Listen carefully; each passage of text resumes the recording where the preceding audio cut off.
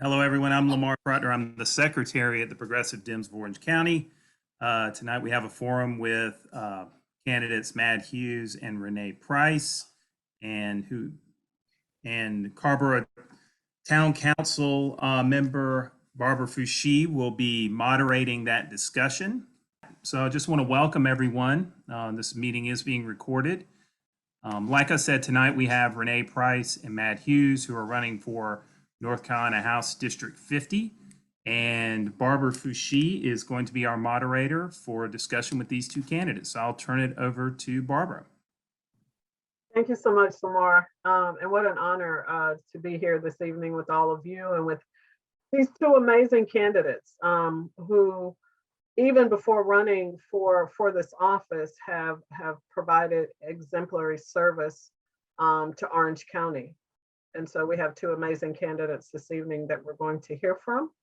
And so we'll just get right to it with the opening statements. Lamar will be keeping time for us, and we will start out with an opening statement of about 3 minutes.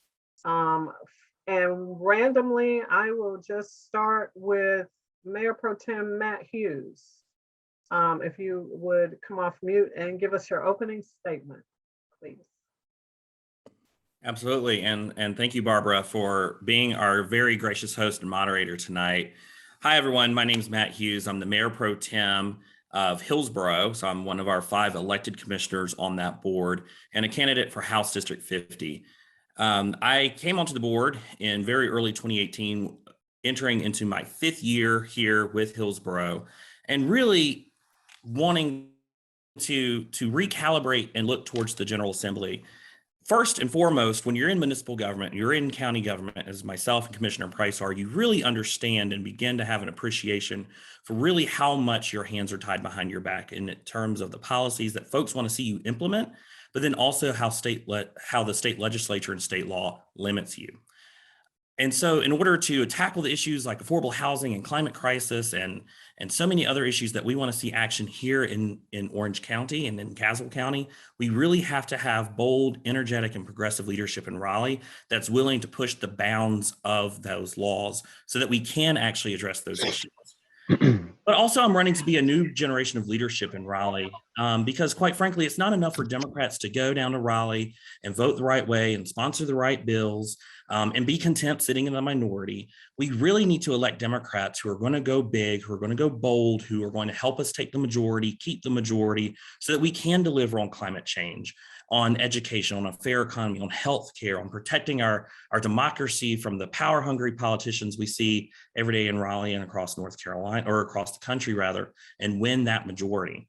I feel like the way to do that is for Democrats to be laser focused. We can get a lot of progressive policy done, yes, even in the minority, but it's always really piecemeal. We really need to have Democrats to go on the offensive. And if you feel the way I do, then I'm certainly your candidate. I know what it takes to be part of the successful effort to take the majority because I know what it was like to be part of Break the Majority in 2018 as part of the state party operation that worked hand in glove with the House and Senate caucus and Governor Cooper, and then also helping start county to county with Nan Nixon. This is where our legislative leadership really has to go. And that's what I want to do as your legislator, not just to go big and bold on legislation, but also to go big and bold in our democracy as well. I'm looking forward to talking with y'all tonight, and I'll turn it back to you, Councilmember Fouché. Thanks so much, Mayor Pro Tem Hughes. Thank you, Matt. Next up, we have Renee Price, who is currently serving as the chair of the Orange County Board of County Commissioners. And we'll hear from Chair Price now. Okay, thank you. And thank you to the Progressive Democrats of Orange County. Thank you again. So, as my father would say, you can sit on the sidelines and complain, or you can get in there and do something about it. And my mother once told me, you can do anything you set your mind to do. Those words have guided me in my lifelong work for humanity and justice. Again, I'm Renee Price, Chair of the Orange County Board of County Commissioners and candidate for the North Carolina House, District 50. Personally and professionally, I have focused on building and empowering communities where people can live in safe, nurturing environments and realize their full potential. I attended Tufts University for my Bachelor of Arts and then Cornell University for a Master of Regional Planning. And over the years, I've held positions in housing, redevelopment, environmental protection, rural resources, Black land laws, sustainable farming, farm worker rights, and sustainable forestry for Black and traditionally marginalized landowners. In 2010, a friend and I launched a cultural arts initiative, Free Spirit Freedom, to tell the story of Orange County through the lens of African Americans with a tagline, building bridges of cross-cultural understanding. Then in 2012, you elected me to the Orange County Board of Commissioners, where I strive continuously to advance access, opportunity, and inclusiveness. I've become more cognizant of your values and your vision, and I also have felt the impacts of policies, mandates, and those funding cuts handed down by the North Carolina General Assembly. Now, my intent is to enter the North Carolina House to fight on your behalf for, one, the right to vote and the right to representation. Our right to vote came with a price, many sacrifices, and we must protect our access to the ballot. Two, a sound basic education from pre-K through community college. Education is a pathway to freedom. As my dad said, knowledge is the one thing they can't take away from you. And yes, we must implement the rulings of the Leandro case. Third, infrastructure investment. Broadband, transportation, and affordable housing. These are the components for our vibrant 21st century urban and rural economies. Next, criminal justice reform. Let's help people with diversion programs and pretrial release by eliminating cash bail and by amending a system based on racism. And detention centers and prisons are no places for mental illness. Fifth, health and human services. North Carolinians need Medicaid expansion and health care for all. And yes, we do have an opioid crisis. Sixth, environmental protection and climate justice. I wholeheartedly support investing in solar, wind, and clean energy. Meanwhile, BIPOC and low wealth communities deserve reparations and assistance. And seventh, tax reform. We have a regressive system. We need a progressive system. Corporations and the 1% need to pay their fair share. So in closing, the tagline for my campaign is "We the People," from the preamble of the Constitution.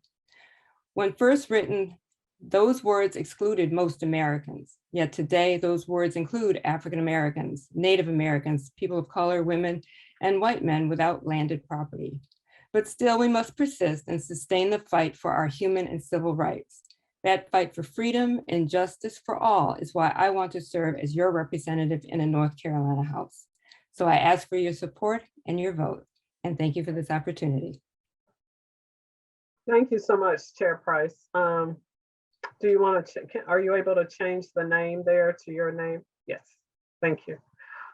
So let's get right to the first question.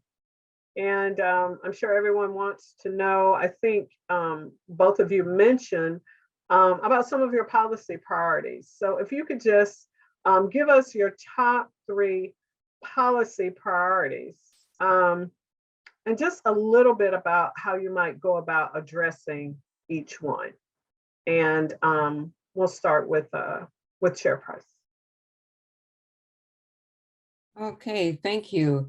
I did give you a list just now of priorities, and I would say that indeed my top 3 would be the right to vote and the right to representation. We have fought so long for that and still fighting for it, and we absolutely need to insist on an independent commission to do our maps and to decide where our legislative boundaries are.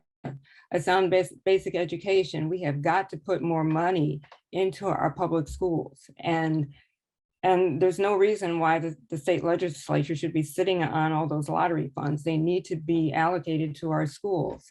And as I said earlier, we need to implement and enforce the rulings of the Leandro case. And then infrastructure. Now I say this, not that the other priorities are not as important, but just listing these. listing these. Infrastructure investment, we are working very hard right now, even in Orange County and other counties across North Carolina for broadband, in fact, across the United States for broadband, and looking at transportation, multimodal transportation, and then affordable housing. That is really part of our infrastructure. And we need to figure out financing policies so that we can provide affordable housing or home ownership as well as for rentals in our county, across the state. And so those are my top three for right now. And I would just add that another reason for this investment is so that we can compete in the global economy.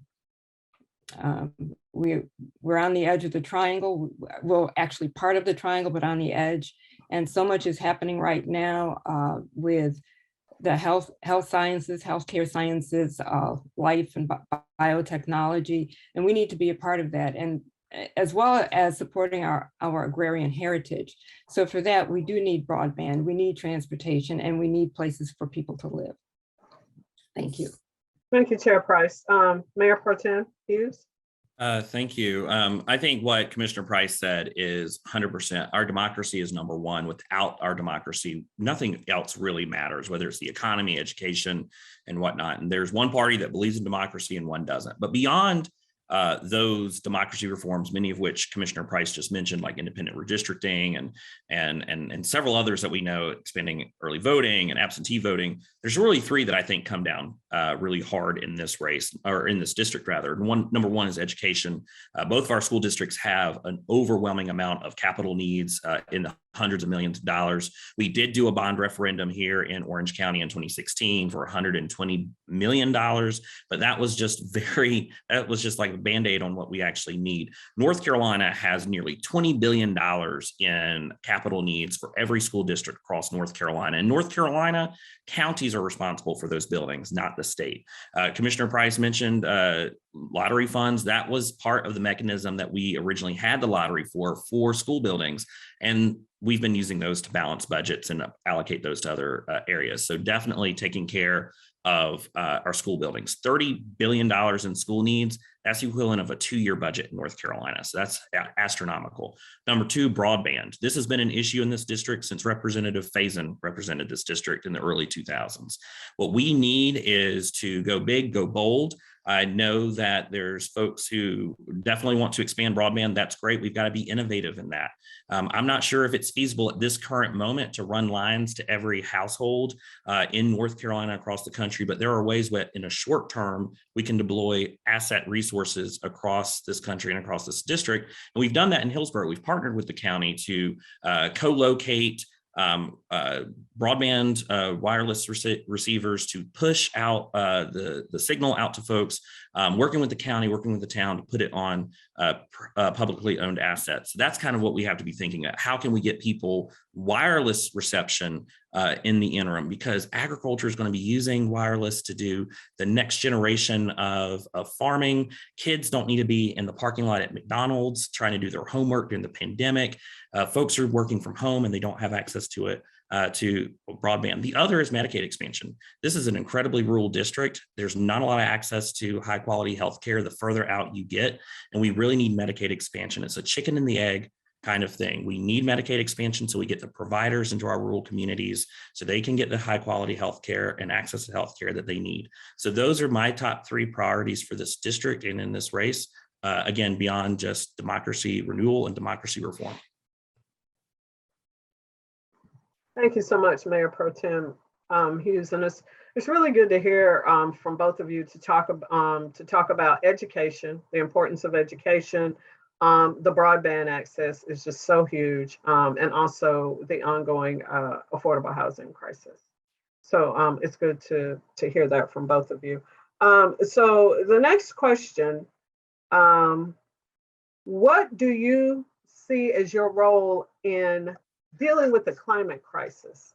Specifically, the question is, please give your view of the opportunities for state legislators, to move Duke Energy away from fossil fuels and towards renewables in North Carolina, as is happening more in other states. Also, give particular attention to your view of the relationship between the legislature, the governor, and the North Carolina Utilities Commission. That's just for consideration, but what do you see your role being? And just moving away from Duke Energy, the monopoly, and away from fossil fuels and towards renewable energy in North Carolina. And whoever wants to go first this time. I think Commissioner Price went first, so I'll Mhm. certainly Thank take you, the- Mark. Thank you, Mayor Pro Tem Hughes. I'll definitely take that on. I think that, first of all, we have to recognize that we had a great opportunity where we had Democrats and Republicans and the governor negotiating a bold climate change piece of legislation that did, yes, include Duke Energy. I don't like Duke Energy. None of us like Duke Energy, but they are the largest energy provider in North Carolina in the Southeast. We cannot solve this problem without their participation. So that piece of legislation was some of the boldest in the state or in the country, particularly in states with a Republican controlled majority in the legislature. So we have to give credit where credit's due. But I also think it means backing up the governor. The governor issued an executive order that the Republicans in the legislature immediately wanted to rescind. I believe they are currently fighting it out in the courts. That went even further, but gets us to the goal of reducing our greenhouse gases over the next couple of decades. So we definitely have to back up the governor on that. But we also have to support the clean renewables that are there. I have a friend that works at a firm called Cypress Creek Renewables. They worked in tandem with the governor on both that piece of legislation that passed the General Assembly, as well as the executive order. And so we have to partner with the private sector in the clean energy sector to really get us to where we want to be. And so I think it has to be an all of the above. It's not just private, it has to be public. I mean, it's not just public, it has to be private.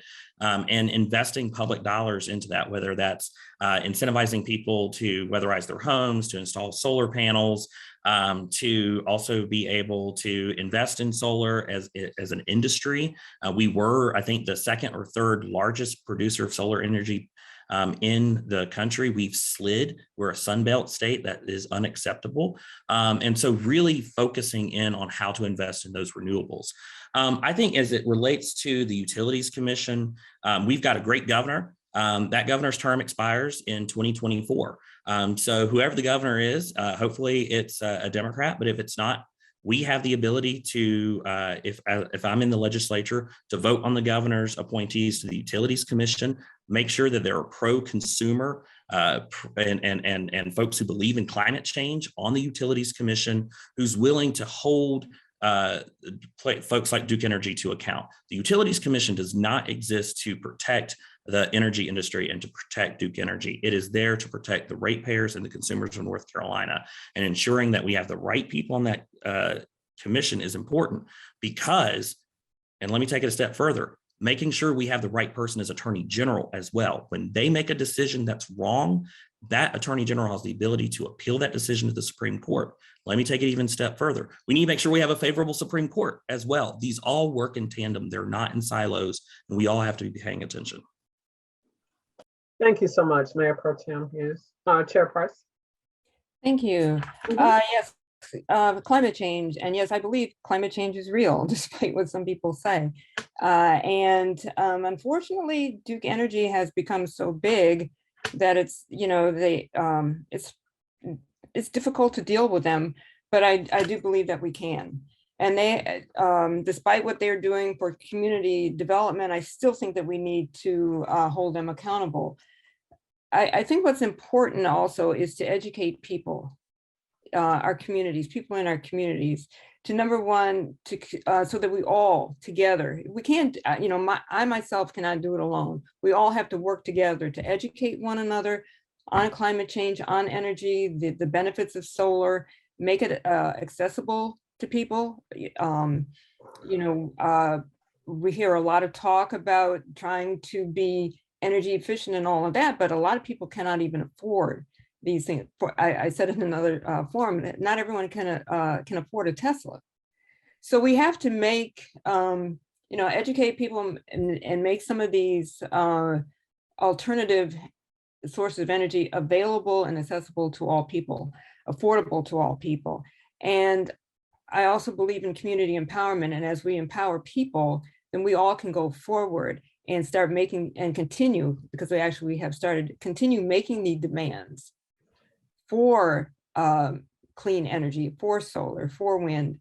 And I think just as your group, the Progressive PDOC, working together and holding Duke Energy's feet to the fire. But I believe that through community empowerment, we can make our demands known and make progress on making these changes and breaking down the monopolies and just showing people that it can be done without them. It has been done before, just like with the boycotts back in the 60s, the bus boycotts. You didn't want to give us what we wanted, boycotted, and then you had to, turn around and do what is right. So I believe that by educating and coming together and empowering one another, we can defeat this and put climate change and some of these other alternative energy sources on the forefront. Thank you. Thank you so much, Chair Price. I love just hearing about community empowerment and also advocacy around issues, all issues. So the next question, we'll go to Chair Price first for this. Representation matters, and we want our local governing boards and our legislature to be as diverse as the population that it serves. And so with that in mind, how do you plan to interweave race equity strategies into your policy making work? And also what can be done legislatively to address racial inequality in this country? So it's somewhat of a two-part question, but I think you can, kind of merge it together. Yes, well, being an African-American woman and the work that I've been doing all my life with communities, we've actually, race and equity and inclusiveness have been a part of my work. That's what I do, regardless of what the actual job description is. Breaking down those barriers and bringing other voices to the table and into the mix, into the decision-making process has been what I do. And I think that is very important in anything. It's one thing to have a representative sitting there, but tokenism doesn't get you very far. We really need to be able to accept other people's points of views and their values and make decisions based on those other points of view and values. In terms of the second part of your question, in the legislature, yes, well, I think even there is to continue to bring our issues into the mix, what we're concerned about and how we perceive situations. Too often, situations are framed from one point of view. We have to begin to look at all points of view. I had a question in one of these questionnaires that asked me, I could tell by the way that the questions was asked that they were anticipating that all the folks that were answering this questionnaire, the politicians, were white. And so I think that we have to begin to have I know we need a broader perspective on how we view situations.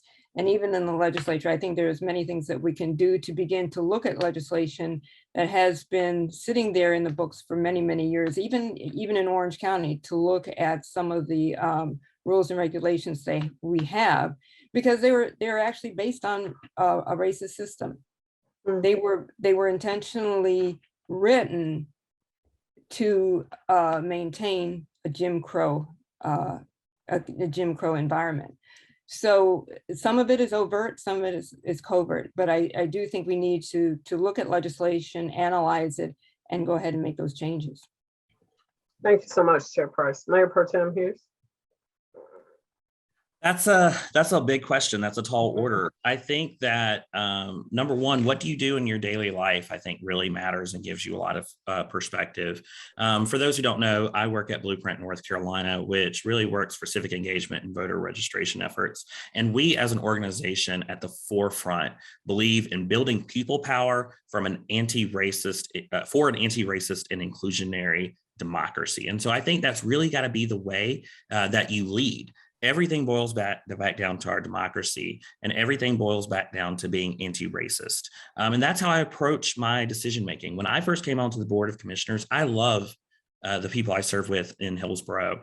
But one of the first things a colleague said was government did not help create the affordable housing issue, except for government did help create the affordable housing issue. Whether you're talking about redlining, whether you're talking about how we zone, or even what we do today, the actions of government has an incredibly impactful, has an incredible impact on the lives that we live. And so when you realize that, when you understand that it doesn't always have to be explicitly a racial issue and yet still have negative racist impact, you have to always be at the forefront. I was very proud when I was on the Human Relations Commission for Orange County, when we came out with a social justice impact tool. And what that social justice impact tool does is it informs the county commissioners on what is the unintended consequences of our policy making. I'm trying to work on getting something very similar here in Hillsborough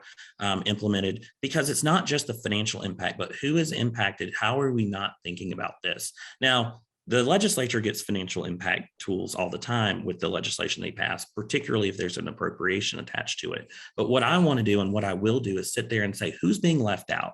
Who am I not hearing from? And showing up in the community and hearing them. I don't want people to go down to Jones Street and tell me how things are going to impact them negatively. I will be in Fairview, I'll be in Milton, I'll be in Yanceyville and White Cross and Hillsborough and all over, going to where the folks are to understand how the policies are going to impact them negatively. And in ways I may not always think, whether it's racism, whether it's misogyny, whether it's homophobia or xenophobia, or so many of the other isms and obias and phobias out there that really manifests itself in how the legislature legislates every day. And just being awakened to that.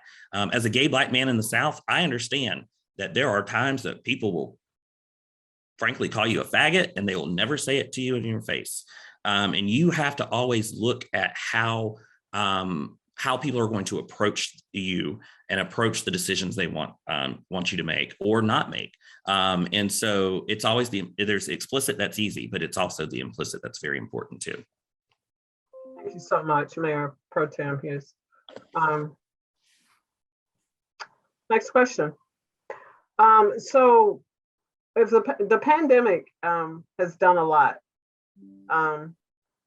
and one thing among the many that has really bubbled to the surface is the mental health and substance use disorder crisis in our state. It was already there, pre-COVID, but certainly COVID, it's just kind of exacerbated that, right? We're in the house, for almost 2 years and very little contact with folks. And so those that had those mental health issues, it just got worse, multiplied, and even new issues developed. So the question is, what types of policies will you fight for around these two issues in our state? Like, how do you see yourself advocating around these two issues? And we will start with Mayor Pro Tem Hughes. I think this is where some lived experience on both of those issues is really relevant. I lost three. Sorry, I don't want to get emotional. I lost 3 relatives to the opioid crisis. And I think a lot of it has to come down to the stigma of mental health and not being able to seek mental health treatment and what it means when you do get mental health treatment, as well as the availability of treatment. And so I think that the issue is there. It's been there for a while now. I lost my great uncle 22 years ago from opioids, and understanding that underneath all that addiction is a really good human being that needs a lot of help, that's fighting a lot of demons, that's fighting mental health illnesses, and they need to get the access that they need. A lot of the reasons, so we got to remove the stigma, number one. And I think talking about our experiences helps us eliminate some of that stigma. If I can get up there and talk about my family's history, and even to some extent my own history, then that can help break down the stigma of mental illness and being able to seek out the treatment that you need. The other is the availability of treatment. I have anxiety and I've had depression. And I worked at an employer that was detrimental to my mental health, and I quit that job. Ironically enough, when I quit that job, I lost the insurance coverage in order to continue the treatment for that anxiety and for that depression. And because we hadn't expanded Medicaid, I did not have an option as someone who's unemployed yet an able-bodied person in North Carolina to get the healthcare that I needed, including prescriptions and talk therapy and so many other things. So we've got to do both. We got to remove the stigma. We've got to combat the opioid crisis, going after the prescription company or the drug companies and the doctors that write the prescriptions that allow this to get out of hand to begin with, remove the stigma of mental health illness, and then expand Medicaid so that when folks like myself are trying to get themselves out of an unhealthy situation, that they have the ability to go and continue to get the treatment they need. That's so incredibly important because we need those providers out in the communities. And so I can't say it more simply than that. Thank you so much. Chair Price? Yes, as you said, the pandemic has really exacerbated problems that we already had. Our domestic violence cases have gone up. Our children are experiencing trauma from something that they don't understand. Substance use disorders have gone up. The number. I attended the mental health, the 44th annual mental health legislative breakfast last month, or it was a couple of weeks ago, and learned that one of the number one cause of death among 10-year-olds is suicide in the age range of 10 to 14.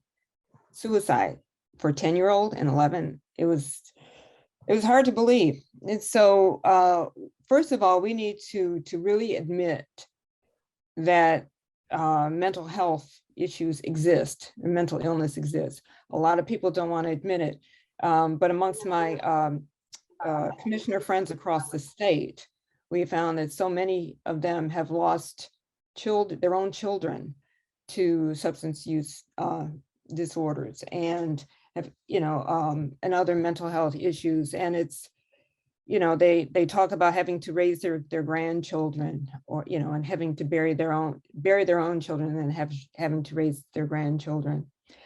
And actually that was a presidential initiative several years ago actually we spent 2 years looking at mental health, mental illness, and how to get a system across the state that addresses these issues, reducing the stigma, providing, we're now working on, it's coming in now, the 988 legislation, where if you're feeling suicidal, you dial 988 instead of trying to go online, look up an 800 number, then dial an 800 number, and then hope you get somebody before, the situation gets worse. We've been working also on the opioid epidemic, and the number of people that we have lost, as Matt says, his relatives are part of that number. The number of people that we've lost is astounding, and they're young people. A friend of mine just, buried his son because of synthetic fentanyl. So it is an issue that we need to address. Now, one of the things that we, let me just say that on the opioid epidemic, we were very much engaged in the settlement with Big Pharma.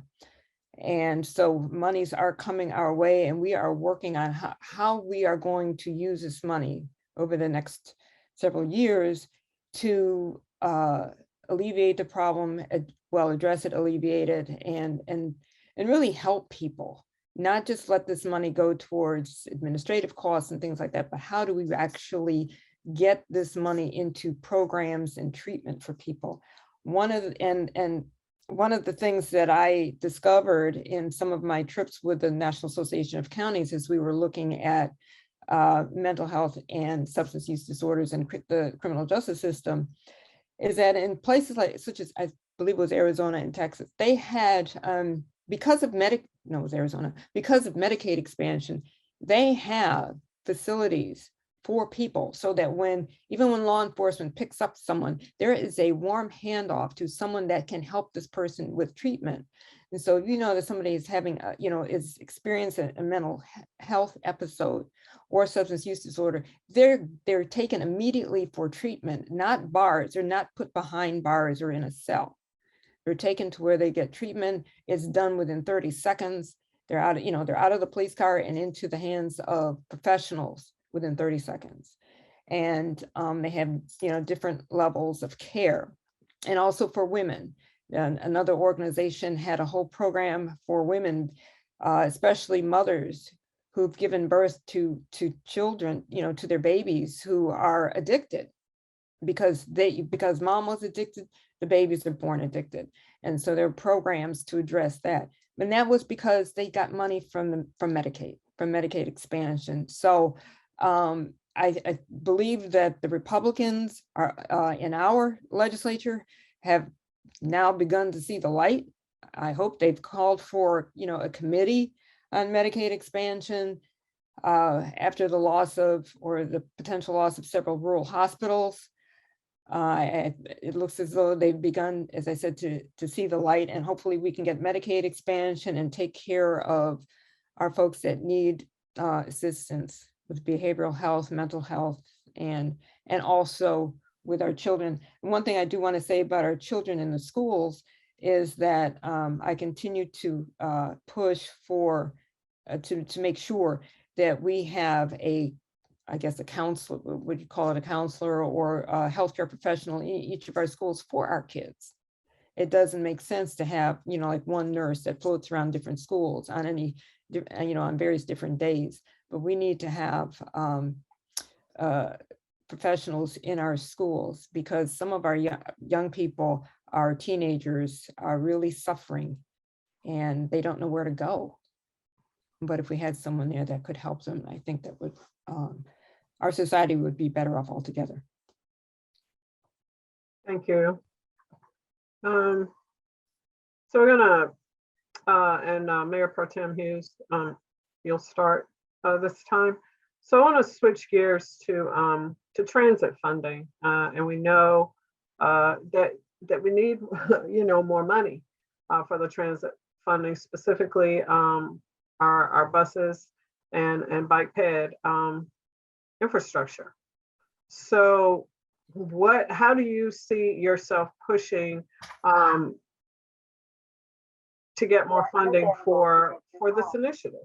It's very important, especially as it relates to climate change mitigation and the reduction of greenhouse gas emissions, and getting, so much traffic off the road. We have a lot of traffic congestion, and also affordability, and it's tied to affordable housing. And so just wanted to hear from you about how we can get increased funding, around transit. Yeah, absolutely. I think we have to look at an all of the above approach. One of the great things about Hillsborough is that we will have a train station eventually. We've been talking about it for about 10 years, but we're finally on the path of getting that done. That will take cars off of I-40 in both directions, from here to Greensboro and from here to Raleigh. That'll also help us with greenhouse gas emissions, but we do have to think further and bigger, because one of the things that we are seeing, especially the affordable housing crisis, is that folks it's not that they don't want to live in denser neighborhoods or in a place like Hillsborough or Chapel Hill or other places, or Carborough. It's that they're priced out as well. And so we've got to tackle the affordable housing crisis, but that also means we have to expand transit to these other areas. We're going to need the legislature to invest in that. I don't think that we alone can shoulder the tax burden in order to expand transit, whether those are bus lines, the mod units that we have, OPT. We have a 420 bus line that goes through Hillsborough, as well as a circulator that's Chapel Transit and OPT, Orange Public Transportation. But we've got to do a whole lot more. What we've seen is that the legislature is willing to fund a lot of these programs to get cars off the road, to help people with their transit needs if they're not in big blue counties. A good example is PART, that's Piedmont Area Regional Transit. My grandma lives near Pilot Mountain. They have a bus that takes you from Pilot Mountain to Winston-Salem. There are buses that leave from Greensboro and Burlington to Chapel Hill and bus their residents to those places and bring them back. So we see that there is that willingness for investment. What we do need is the legislature to invest in it. And it's going to be long and hard, but that also is where the federal government, with the infrastructure plan that we see coming down the pipe, where I think that we can expand the offerings of public transit. And it's also a jobs issue. There was a study that was done a few years ago, and I forget who did the study. I heard about it on NPR, that said that the greatest single determinant about whether or not someone had a good job that paid them well is their access to a car.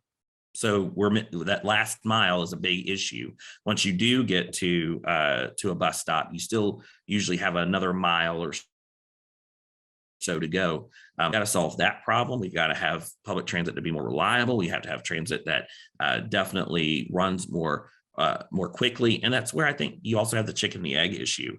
It's hard to expand routes when you don't yet have the ridership, but no one wants to ride when you haven't had expanded routes. And I think that's where the federal and state investment comes in. We saw them spend a lot of money on light rail in Charlotte. So we know to some extent they're willing to fund these public transit opportunities. And I think it's a great job creator. And I think it's a great, will help us tackle affordable housing with bus rapid transit and having planned routes. But I don't think there's a silver bullet. It's going to be a lot of persistent pushing with folks like the Southern Environmental Law Center and Kim Hunter pushing the legislature and NCDOT to make these investments when the legislature really doesn't want to do it. And I would say it's a racial justice issue. It's an economic justice issue. And we've got to tackle it from that perspective because people are losing out on where good, affordable places to live and access to high quality jobs. Thank you, Mayor Pro Tem Hughes. Chair Price? Thank you. That's a very good question. I just had a meeting with Go Triangle yesterday, and we had a dinner the day before. Transit funding is a big thing. And I will start with the federal government. We've got to be able to have good, strong representation in Congress. David Price has done an excellent job in funneling money our way. And so hopefully we can continue that with the next person with the next whole cadre that comes into Congress. But a lot of monies, we depend a lot on monies coming from the federal government for matches. At the state level, that's been quite an issue because for a long time, working with DOT, either on the Durham, Chapel Hill, Carrboro Metropolitan Planning Organization, or even on the Triangle Regional, Triangle Area Regional Planning Organization, that's the MPO and TARPO. We had quite lively discussions over the years as they were trying to widen so many roads.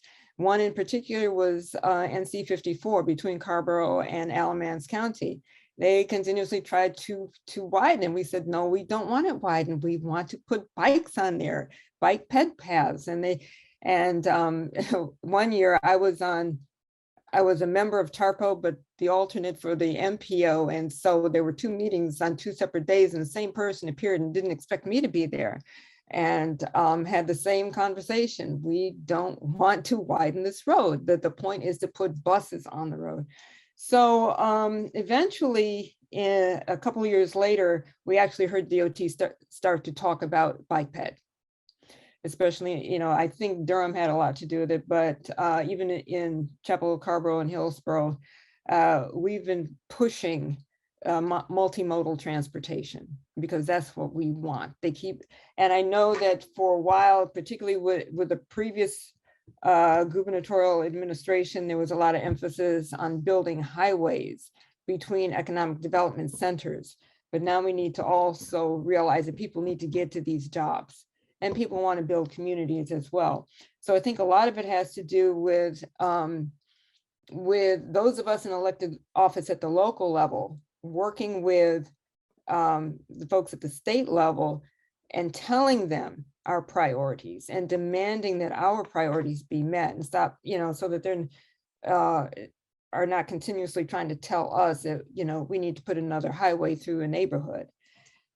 And I think that in terms of community development and all, I do believe that if we could do better land use planning, because roads are the corridors of the spine of many of our communities and economic development centers. And if we work together, the transportation and the land use, and whether it's residential, commercial, economic development, that we can figure this out so that we have a system that is reliable and robust. And one other example that I'll give is that we were talking about we have 2 campuses for Durham Tech. Well, actually, it's more than that. We've got 3. The main one being in Durham, downtown Durham. But we've got a campus here in Orange County. But we need to have an express bus that goes between the Orange County campus and downtown Durham, so that people trying to get their education have access to the different the buildings and the campuses. And then there's the North Durham campus, and people are the only people that can actually use that are law enforcement or first responders, because they have a car. But I do think that if we can do some regional planning with our partners, that we actually can make some progress. Right now, there's talk, there are plans and talk about commuter rail, but it's only how old is Matt? You guys know? Somebody needs to mute John Kirby. But we have commuter rail. They're talking commuter rail from Durham, but going out to Garner. And what about, and I keep saying, what about Orange County? We are part of Go Triangle. Why are we focusing on that? And I understand their study and the numbers, but we still, if it's not going to be commuter rail, it needs to be something. And we've been fighting for a train station in Hillsborough for, gosh, over 12 years now. And, now we say, okay, they tell us it's going to happen, but now we have to work with the rail system, because right now they're saying they're not going to stop there. But I have a friend that has worked many, many years in the rail industry, and he says that they always tell the first 2-3 times around. And so hopefully we'll get that. So we'll have a good seamless transportation through our urban areas as well as our rural areas. Thank you, Chair Price. So it is 7:59 p.m. And I was wondering if there were any burning questions about anything that we have not covered tonight, as we're getting kind of close to the end of the event. Lamar, I don't see anything in the chat. Any questions? Yeah, I would just invite anyone, if you have a question, put it in the chat, and then I will I'll direct them to Barbara.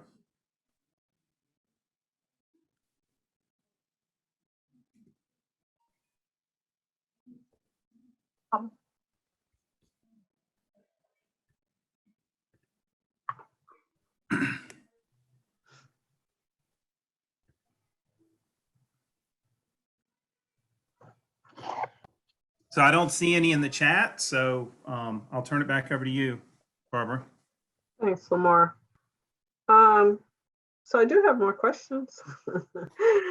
So one more question, and then we can prepare to move to your closing statements.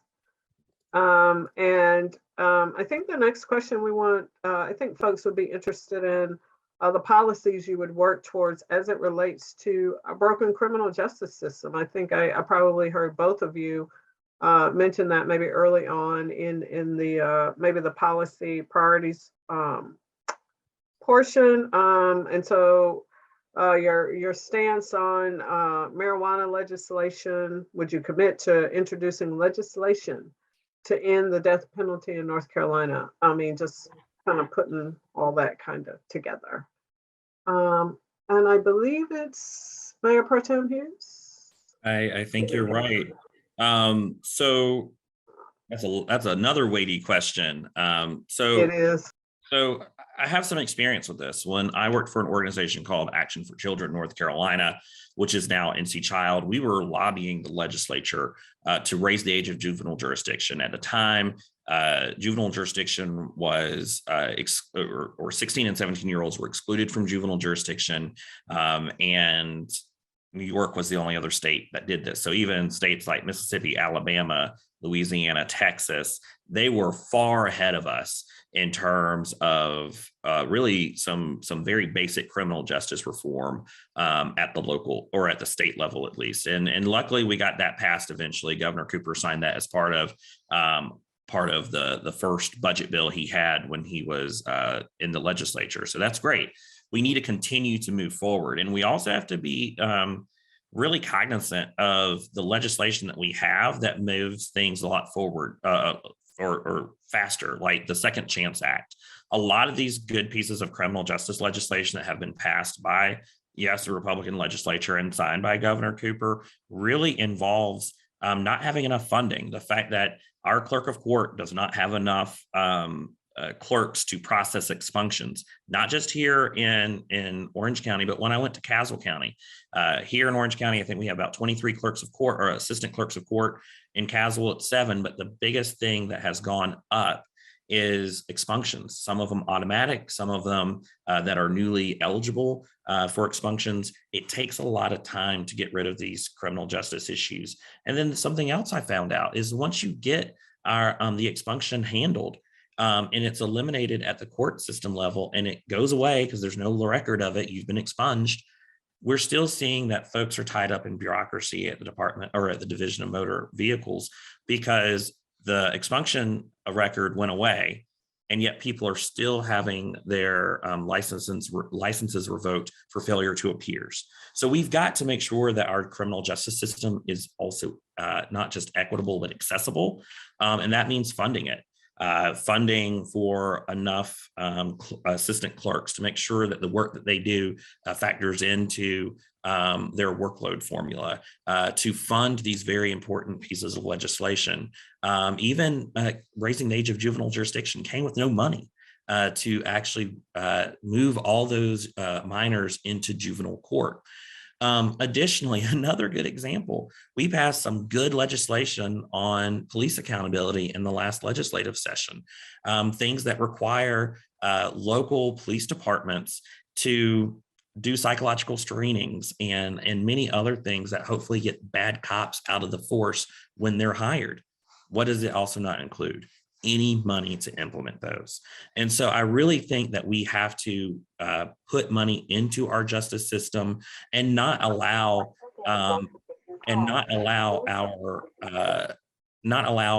the people in the justice system who are justice involved have to pay exceedingly high court costs. We are saying that the people who show up to court where life happens also have to feel the full brunt of funding the court system. And for a lot of folks, if you don't pay that fee or fine, you're right back to where you started. So lowering that. Judges have the ability to suspend a lot of those fees and fines, except for the legislature now gets a list of judges who do that.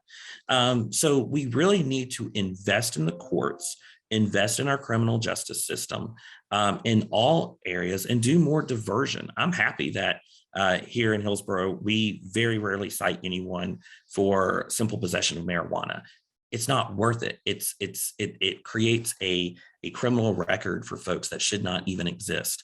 Why? Because I don't think that marijuana prohibition should exist. And it took me a while to get there because of the issues that my family had with opioids and the visceral reaction I had. But I now believe that that is not only a good criminal justice issue, but it's an economic issue and an agricultural issue as well.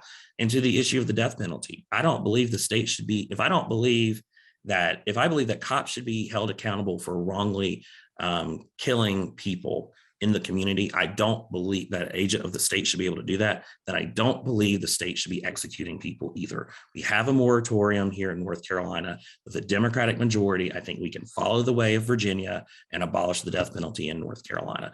These are very small steps, but I think they're very big steps, especially on the death penalty, even though we have a moratorium. Mark Kleinschmidt was telling me of a client he had who had murdered someone. He murdered his aunt and he murdered his cousin. And he pled guilty. He admitted he did it. But because of the way that the law and the courts operated in that way, even though he admitted that he killed his family members, he was still sentenced almost automatically to death row. I think that's wrong, and I don't think it's something that a civilized society should be doing. Luckily, that was commuted to life in prison because of good lawyers out there fighting the good fight, and frankly, getting more progressive prosecutors in courthouses all across North Carolina. So that was a rant that took a lot of different topics. I try to cover everything you mentioned, Counselor Foushee, but that's really kind of my high level thinking on the criminal justice system, and especially having so many family members who have been in justice involved. We need a system that works well, that is restorative, that's not punitive, but does hold people accountable when maybe they've done something bad or life just happened to them. Any of us could be in that situation at any time. Thank you, Mayor Pro Tem Hughes. Chair Price? Thank you. And this is criminal justice reform, or as I say, reforming the criminal injustice system, is something that I've been working on quite a bit over the years. And perhaps because my father was a police officer, I do feel very much, inclined in this area. But I've been over the recently, well, I still am, we still have a group. It's a pretrial reform work group. And recently, I think, it was on January 24th, that Judge Alan Badur, along with Judge Samantha Cabe, signed a new bail policy. And this is a decision-making tool that our magistrates can use at first appearances, immediately after the arrest, and also considerations can be also given to address first-time failures to appear in court. And and this is for misdemeanor charges. So we're working here in Orange County with the hope that it spreads to other counties as well. What we can do to bring justice to our criminal justice system. The magistrate's bench tool or bench card, the tool, they can look at this now, and rather than just automatically sending someone to lockup for another 3 days, particularly say it's on a Friday and then the judge is not going to be there until Monday, they don't have to necessarily be, arrested. And so this should help. We're also looking at people's ability to pay. Yeah. And so, what we can do to eliminate the cash bail system, we're working on that as well, because putting someone in jail and if they can't post bond and they sit there in jail, that jeopardizes their job, it jeopardizes their family, it jeopardizes so much of their lives. It can ruin someone's life. And so we had actually several years ago passed a 3 days count resolution, realizing that we needed to change our bail policies so that people are not just sitting in lockup because they can't pay. And therefore creating, we don't want to have a debtor's prison. Another thing, you mentioned marijuana and the criminal justice system. Marijuana was made illegal many, many years ago, decades ago, and there is a school of thought, which I believe in, that a lot of that came about because when people started smoking marijuana, this is before my time, Black and white people were coming together, and they did not want white women and Black people, Black men and Black and white mixing together, smoking marijuana. And so it was a way to keep to enforce segregation. The death penalty, and for now, I really think that I don't put it in the category of opioids. And I think that we need to decriminalize marijuana, legalize marijuana, let people use it, for, particularly for pain. I mean, we've got people that go overseas, fight our wars, and come back. And, you know, if marijuana can be used medically, fine. I think that's, well, actually they're doing it. You can get prescriptions for it. I was in Colorado where they're growing this stuff. I was in the greenhouses. It's very well regulated. Everything is very well regulated. But I think that we need to be real and stop criminalizing marijuana. And it's causing too many of our young people to become just as involved in winding up going to juvenile detention. The death penalty, I'm absolutely against the death penalty. That's it, just clear. I don't think that we should be playing God. In terms of, and I mentioned our young people, I was also involved in getting that legislation to raise the age of juvenile jurisdiction. Those of us that had been involved with the North Carolina Association of County Commissioners, we worked together on that. We actually got people from across the country, across the state, Democrat and Republican, to go along with that resolution. At first, we weren't sure if it was going to go anywhere, but particularly the North Carolina Association of Black County officials, we lobbied our colleagues, and when we got to our conference, I had everyone line up to make sure that they spoke to the issue. They did, and it was voted in. And then when it came to prioritizing our legislative goals, it came into the top 3. And so then that became one of our legislative goals. The League of Municipalities also had it as a goal. And then when it was finally coming to a point where it was going to pass, we had representatives, I was one of them, that went to a press conference in Raleigh with Chuck McGrady and to speak on the issue. And they could see that we had all levels of government standing there saying, raise the age of juvenile jurisdiction. 16 and 17-year-olds do not need to be thrown into a prison with adults. And it passed. The caveat, though, is that we kept, and we're still working on this, is we've got to have the programs for our children. We need to have enrichment programs, diversion programs, something to make sure that they don't go down the wrong path. We need to provide whatever assistance that we can to make sure that they become contributing adults in our society. So criminal justice, yes, that is something that is very near and dear to me. I've been working on it a long time. I would say Mark Kleinschmidt did invite all of us to see his new workload.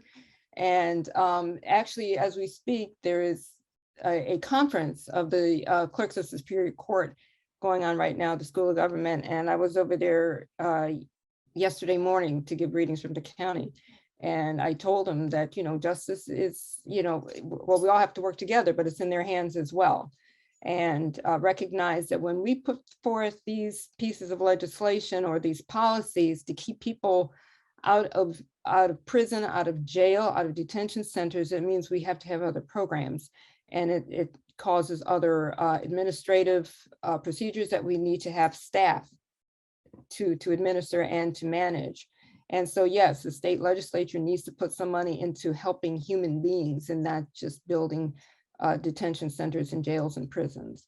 So I hope we can move forward on that and bring some justice to our criminal justice system. And the last thing I would say is that the one thing that we really need to tackle, that even our new bail policy doesn't attack directly or straight on is the racism that's been, that is at the core of much of our criminal justice system.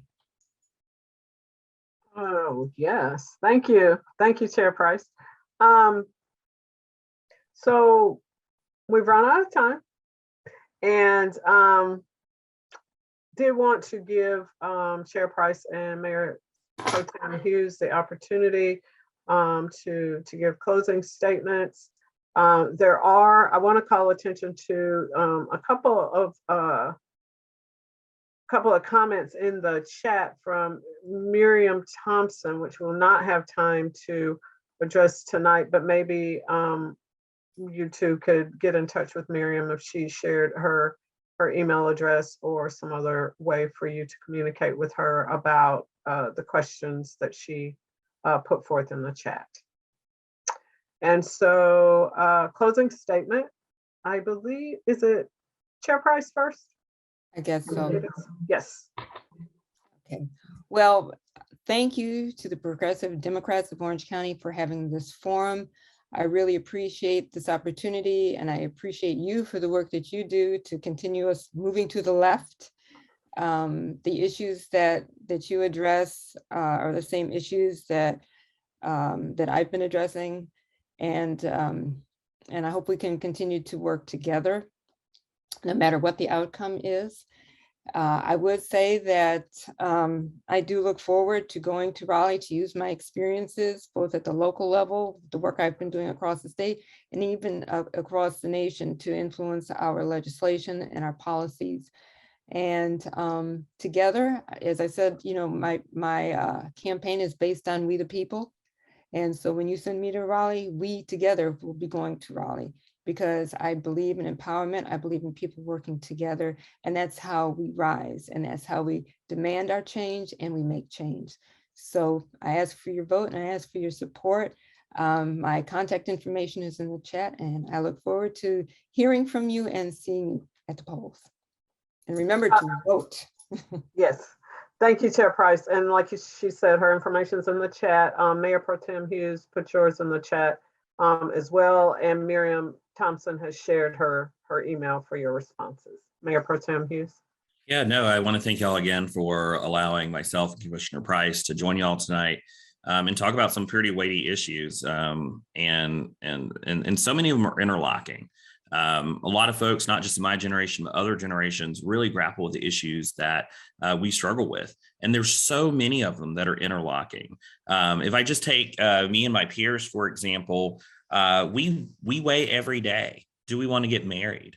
Can we afford to do so? Can we afford to have kids because the economy is stacked against us, that the system is stacked against us, that we can't buy a home or in some cases even rent a home in the community where we work and maybe even grew up? Do we want to have those kids? Do we want to send them to a school where the teacher is overworked and not appreciated and not paid at least the national average? Do we want them to be in a school building that is crumbling? And if they don't get sick from toxic mold, they might get shot because a gunman comes into the school. And then also a climate crisis that many of us have to deal with, and a debt student crisis as well. I think it's important to go to send someone down to Raleigh that really deals with these issues each day they wake up and each day they go to bed. And I think that's what I bring to the table in this race, to be that new crop of candidates that go down to Raleigh to really fundamentally change the face of local government or state government, and I guess to some extent local government as well, because we got to be forward thinking. And some of that is being really good problem solvers. We talked about the environment and transportation earlier today, and a good example is the Powell bill, which every municipality has access to. The state and the municipalities do roads. That's part of the 14% that you pay at the pump every time you fuel up, unless you drive an electric vehicle. Our tax revenues in Hillsborough are up 38% for that. but we can only use it to build roads. That's where state policy says we can only use it to build roads. Wouldn't it be great if we gave flexibility to local government to build that greenway, to invest in some public transit, to get away from a car-based transportation system? And it's really having those big ideas and that flexibility and not that rigidity that that Raleigh currently mandates from the legislature. And that's the kind of innovative thinking I want to take to the Raleigh, to free up local government to help us solve these problems and to deliver for the folks who want to see action from us. So again, thank you for involving us here today. Thank you for being here, and I hope to represent you. Thank you, Mayor Pro Tem Hughes. Two amazing candidates. We've heard great things from both of them about their vision and you know, some of their policy making, you know, if they make it, you know, to Raleigh. And so I've appreciated it and hope you have too, and I'll pass it back over to Lamar. All right. Thank you all for being here. I want to thank our candidates. I want to apologize to our candidates for a Zoom bomb. I have to say, in 2 years of pandemics and all the Zooms I've been to, this was the first time I've ever seen that. I think we got it. We got a handle on it. It was a little rough at the beginning, but this was great. It was very informative. Once again, I want to thank our candidates and thank Barbara Fouchy for moderating. And you can check us out on Facebook. A recording of this will be on there. Hopefully, we can excise some of the inappropriateness at the beginning. But thank you all so much. And remember, early voting starts April 28th. The Orange County Democratic Party Convention is Saturday, and Election Day is May 17th. Please encourage everyone you know to vote. Let's try and increase turnout across the county. It would be great. So thank y'all so much, and everyone have a good evening.